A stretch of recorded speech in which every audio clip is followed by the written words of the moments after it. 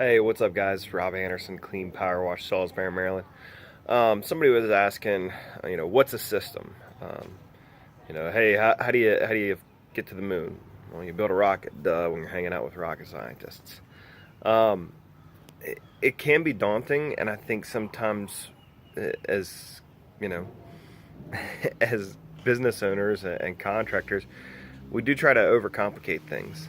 It could be a whole lot simpler. Just think about it. I mean, a system is anything that you want to have repeated in the future. We did it this way, this time it worked out well. This is something that, as the business owner, if I'm not there, I want this to happen every time. Um, if you set people with a roadmap, exactly how you want it done this specific way. One, hopefully it happens that way, and two, if it doesn't happen exactly that way, at least it was pretty close to that direction. I mean, if you got your map, you got your laid out way that you want to get from point A to point B, and you take a stop off here to go to McDonald's or Chick-fil-A or whatever, it's okay. You ended up getting to the destination. As long as you decided not to go way off track and use different process, different materials or whatever, or flat out disregard all the instructions that have been given, you're gonna end up all right. I mean, and that's the whole idea, is that you want to eliminate variability in your business. Anytime there's an unknown or uncertainty, people are going to be able to then say, okay, well, and sorry, as employees, they're going to say, well, I want to do it this way. Now, this is how it's done. This is what we do. I mean, for example, for me with house washes, when we get to the house, obviously, number one, make sure you're at the right house. Number two, go ahead and park in front of the house, or pick a good spot for your hoses. Number three is going to be to get out and grab the supply hose.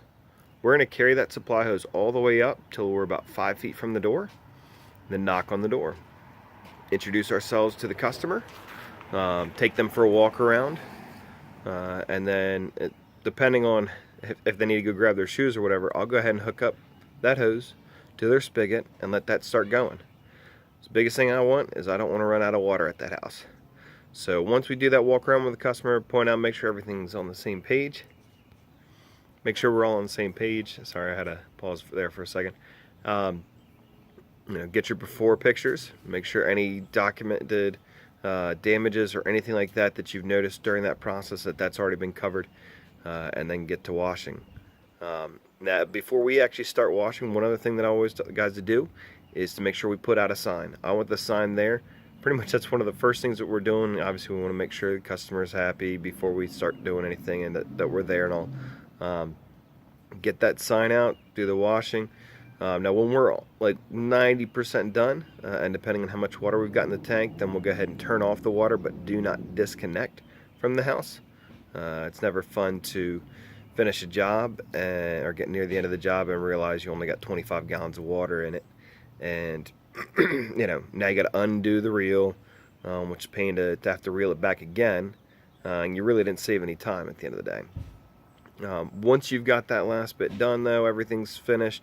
Again, still don't reel up the hose reels. Go ahead and make sure, do 2 walk-arounds, one going clockwise, one going counterclockwise. Make sure everything's been done, everything looks great.